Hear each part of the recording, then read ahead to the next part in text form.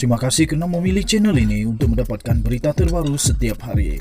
Bagi anda yang pertama kali berada dalam channel ini, sila pertimbangkan untuk tekan butang like, subscribe dan komen video ini untuk penambahbaikan pada video akan datang. Salam sejahtera Malaysia, selamat malam. Berita terkini daripada malaysiakini.com bertajuk "Saya tidak mengaku salah dan bersedia ke mahkamah," kata Dr. Mahathir. Berita penuh, ulasan. Apandi Ali telah fail tuntutan di mahkamah terhadap saya setelah saya letak jawatan sebagai Perdana Menteri. Dia tuduh saya berniat jahat dan tidak turut undang-undang dalam menamatkan perkhidmatannya sebagai peguam negara. Saya telah beri kenyataan saya kepada pihak peguam negara.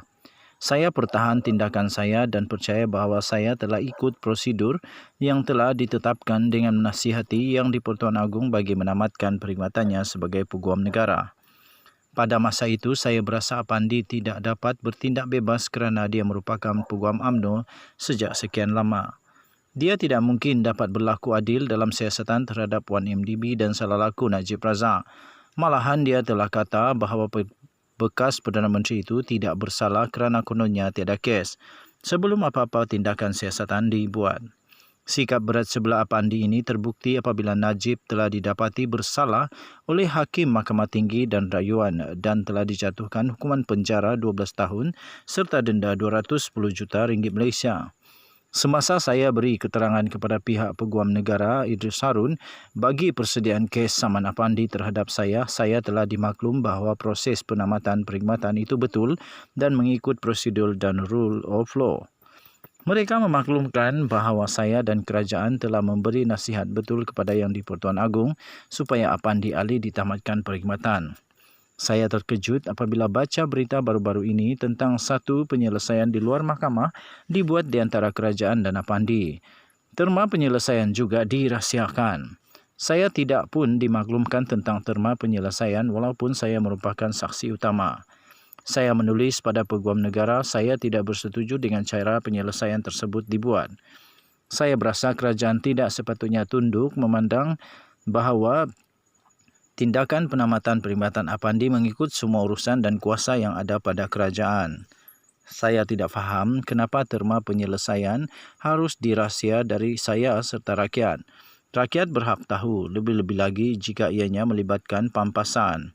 Apakah pampasan perlu dibayar jika tindakan dibuat mengikut undang-undang? Di mana prinsip rule of law? Saya berpendapat penyelesaian memberi pampasan besar itu untuk seseorang yang gagal melaksanakan tanggungjawab dengan baik adalah amat dikesali di waktu mana sekalipun.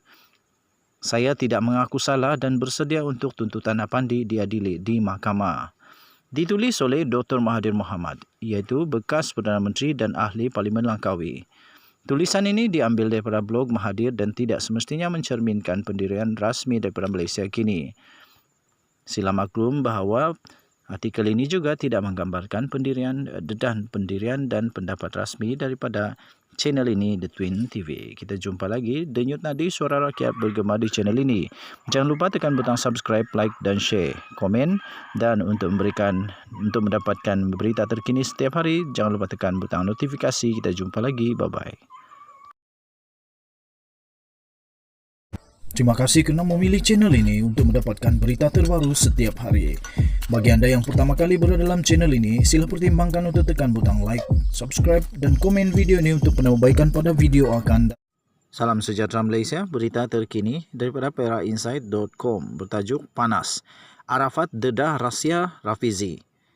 Berita penuh, calon timbalan Presiden PKR Rafizi Ramli pernah dilamar oleh seorang bekas menteri yang dekat dengan Dr. Mahathir Mohamad untuk menubuhkan parti baru dakwa Ketua Penerangan PKR Perak Muhammad Arafat Varisai Muhammad. Namun katanya usaha berkenaan menemui jalan buntu setelah naib Presiden PKR itu menolak pinangan tokoh Menteri UMNO itu. Katanya pada awal tahun ini sebelum Rafizi mengumumkan pencalonannya sebagai calon timbalan Presiden PKR, dua wakil tokoh tersebut datang berjumpanya di pejabat Invoke di Kuala Lumpur. Katanya mereka memberitahu hasratnya bahawa tokoh politik itu sedia membantu sekiranya Rafizi bersetuju untuk menebuhkan parti baru atau mengambil alih parti politik yang sedia ada. Namun Rafizi menolak tawaran tersebut dan menyatakan hasratnya akan kekal bersama PKR, katanya kepada Malaysia Kini. Demikian katanya ketika Adun Hulu Kinta itu diminta menjelaskan kenyataannya dalam kempen pemilihan PKR baru-baru ini. Dalam majlis di Gunung Rapat, Perak, Arafat yang juga Ketua PKR Cabang Tambun berkata, tindakan Rafizi menolak tawaran tokoh UMNO itu membuktikan kesetiaannya kepada parti. Majlis itu turut dihadiri oleh Rafizi. Malaysia Kini sedang cuba mendapatkan komen daripada Rafizi.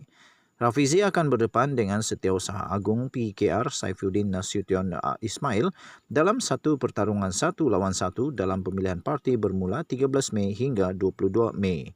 Rafizi adalah calon timbalan Presiden PKR semasa pemilihan PKR 2018, namun kalah tipis kepada Azmin Ali yang sejak itu telah berpaling tadah kepada Bersatu.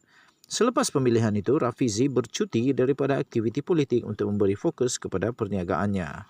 Sekian berita, salam sejahtera Malaysia. Malaysia kita punya, cintai Malaysiaku, kita jaga kita. Jangan lupa tekan butang subscribe, like dan share. Sila berikan komen dan untuk mendapatkan perkembangan terkini, sila tekan butang notifikasi untuk mendapatkan berita terkini setiap hari daripada channel ini. Denyut Nadi, suara rakyat bergema di channel ini. Kita jumpa lagi, selamat malam. Bye-bye.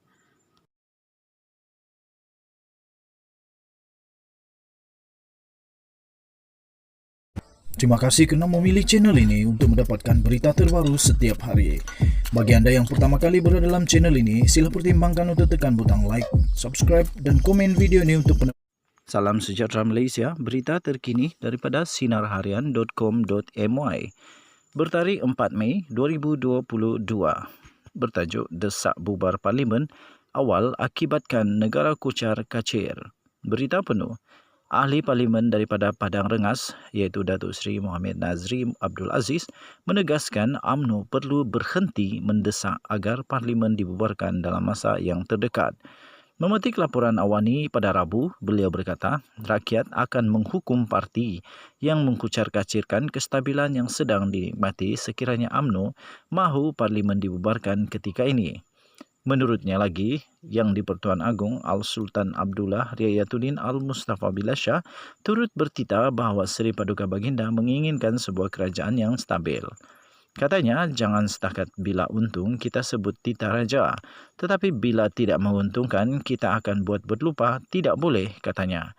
Tambahnya lagi, jadi kita kena ingat, apapun titah daripada Yang di-Pertuan Agong itu memang ada. Mahukan kerajaan yang stabil, mahu negara stabil. Kalau kita langgar titah ini, maka betullah anggapan orang kita nak mengkucar-kacirkan keadaan yang sedang stabil sekarang. Kenapa perlu kucar-kacir di waktu aman dan stabil? Sekarang tidak ada apa-apa masalah, katanya lagi. Tambahnya, Perdana Menteri Datuk Seri Ismail Sabri Yaakob mentadbir negara dengan baik. Tidak ada masalah. Saya lihat alasan yang diberikan itu spekulasi sahaja ataupun diada-adakan sahaja, katanya.